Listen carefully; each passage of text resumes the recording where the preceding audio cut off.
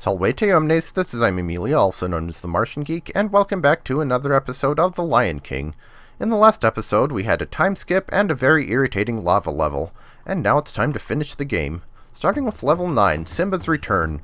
Welcome to the most boring, pointless filler level of the game. Basically, the way this level works is we have a bunch of these caves around, and we can go in them.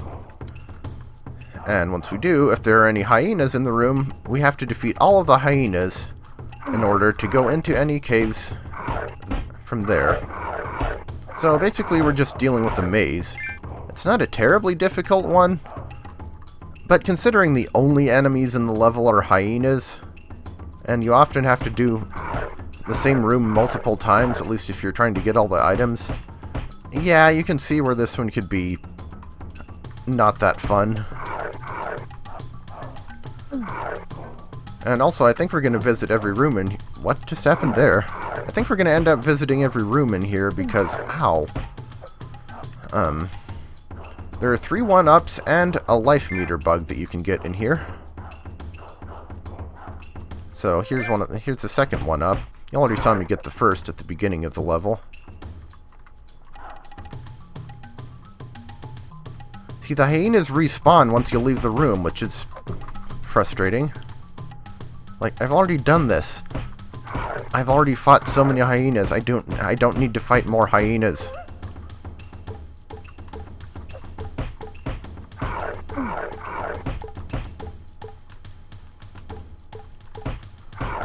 Anyway, the item in this room is hidden behind this wall. There's our health pickup, or health meter increase bug. And we have to fight these hyenas for the 3rd time! Ow. Yeah, it's hard to position yourself so that you're standing close enough to hit them, but not so close that they can hit you. Anyway, back to the start of the level.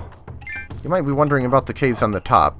Well, we can't go in those. We can only come out of those, and unless I screw up, we should never have to come out of those.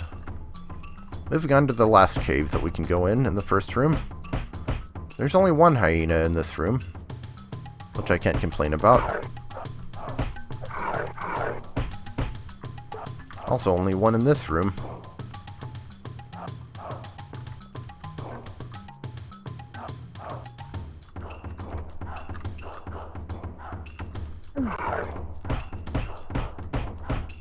Again, I don't find that the jump paw tends to work very well on hyenas, but sometimes they're below you and you can just do it anyway. I mean, here we have a room with 5 caves, counting the one that we just came out of. They lead to different places. Okay, I would have thought that would be an... Ow. So whatever you do, don't go in the middle one. That's one of the 2 trap caves in the level that'll send you right back to the beginning. These 2 on the left lead to the same place, in a loop, basically. I'll just take this one. And there's our last 1-up. 2, 3, 4, and 5.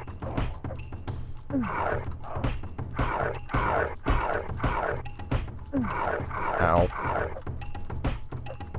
Technically, I could just go back out the same cave that I came in, but I might as well show off this one last room. Ow. I suppose this is the only room in the level that you never need to go to if you're interested in getting all the stuff. There's nothing in there, and it doesn't lead to anywhere that you can't get to another way. So now it's finally time to actually make some progress.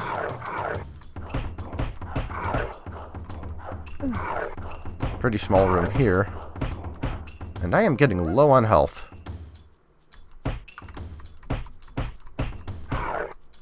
Come in here. And don't go in this first cave. We want the second one. Again, the first one is another trap. I come in here, and we're at the last room. Just need to beat up these hyenas and not die in the process. Thanks for giving us a bug, even though it's the last area of the level. It's nice when you can get multiple hyenas together like that, so you can do damage to more than one of them at a time. It saves time. Time for the final level. Level 10, Pride Rock. And the final boss, which of course is Scar. I find that the jump paw tends to work really well on him. After we deal enough damage to him, he'll run away like a weenie. And we'll actually have to do that 3 times. But first, more hyenas, because we haven't had enough of those already. We don't actually have to fight these hyenas, but we can do so to get them out of the way. Unlike the ones in level 9, these won't respawn, unless of course we die. And we have lightning striking the ground and making fire that we have to watch out for, which will actually get really annoying later. You'll know when we come to that point, believe me. There's a health bug there if you want to drop down and redo part of the level. Another hyena, and another hyena.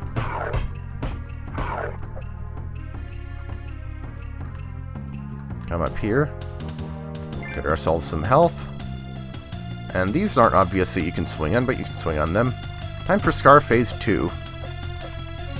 You also want to make sure that he doesn't get you with his paw swipe.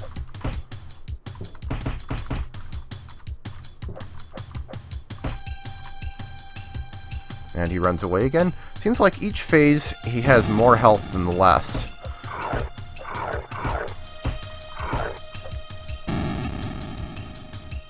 So sometimes it seems like you can scroll the lightning fires off screen, but don't count on it, I guess.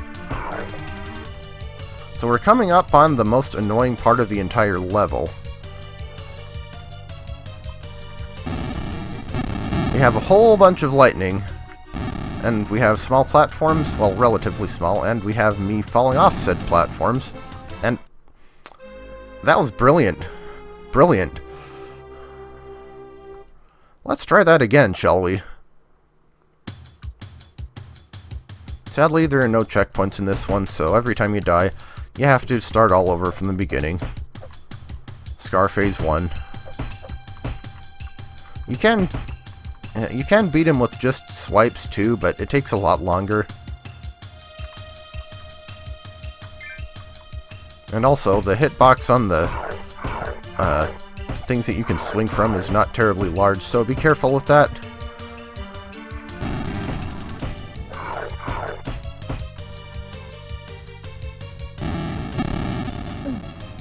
Yeah, see, that just spawned right where I was landing. I hate the lightning. It's so RNG and so good at getting in the way. It seems like going faster seems to help, but still. It's kind of one of those fake difficulty type of things. Or at least difficulty that's not very evident how you're supposed to get around it.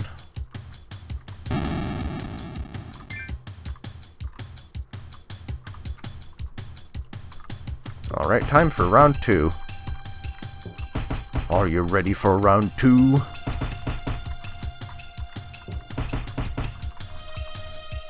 Well, that went by pretty quickly anyway.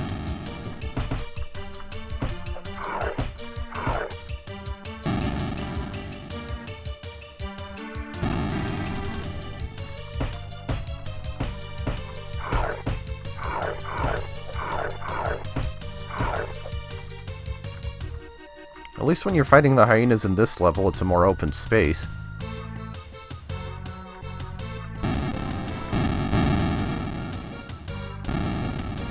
Oh, and another thing, if you get lightning fires on too many platforms, it can start lagging the game and throwing off your timing. Like that, or like right now. Isn't this good game design? Not. Okay. Just get me out of here. Okay, I didn't fall down all the way, thank goodness. Is there anything on that platform? No? Okay. Alright, we've reached the top of the level, and ow. Time for Scar Phase 3. I'm not sure if he's more aggressive during this phase, but yeah, don't let him paw you.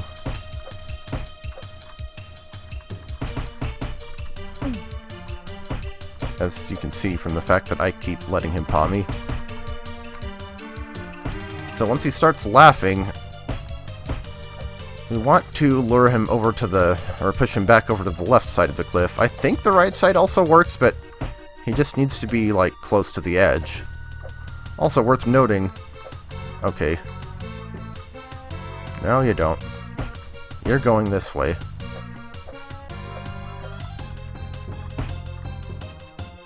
Okay, then you press... I can never get the... There we go.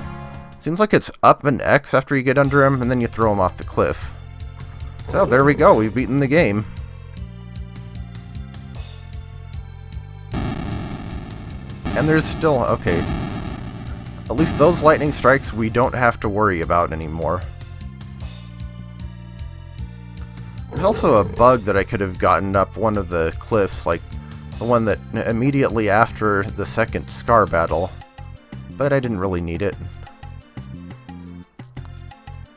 And of course, as soon as the rightful king returns, the weather gets much better, all the fire goes away and all that, because, you know, that's how weather works.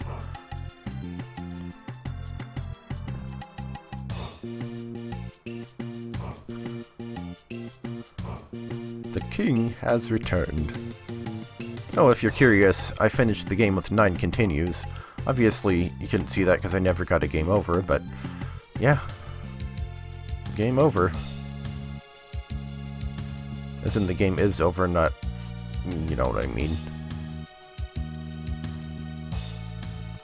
In the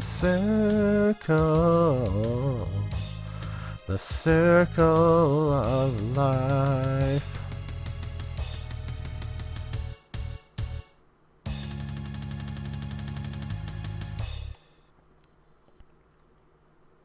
Everything the light touches is our kingdom. Weird sound effect for that, but okay. So, roll credits.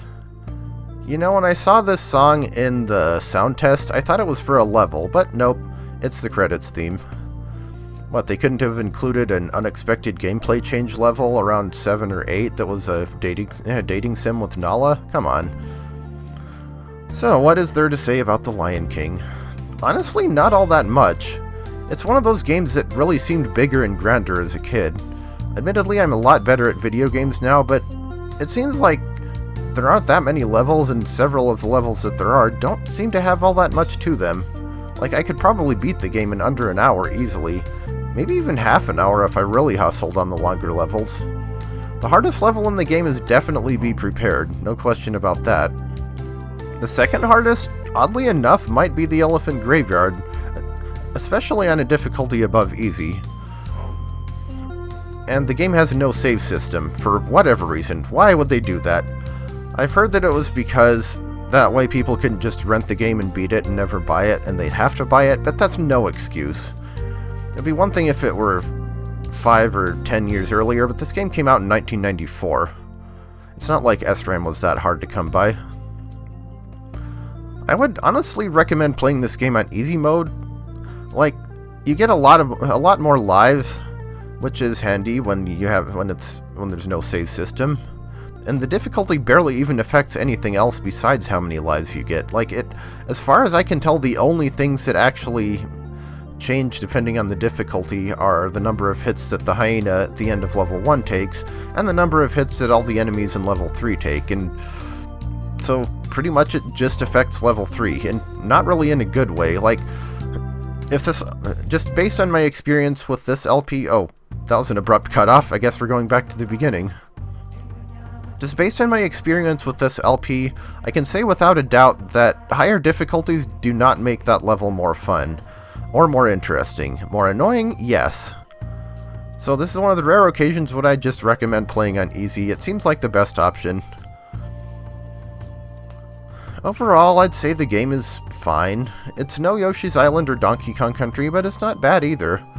It came from an era when video games based on movies were actually good, and more consistent. It seems like a lot of modern ones don't even have corresponding video games. Oh, look, demo. Like, it would be interesting to make Super Nintendo or Genesis homebrew games based on newer movies like Frozen and Moana, as if those had come out back then. Honestly, I've thought for a while that there should have been a Frozen game where Elsa could use her ice powers to make platforms and stuff. Anyway, the game is finished.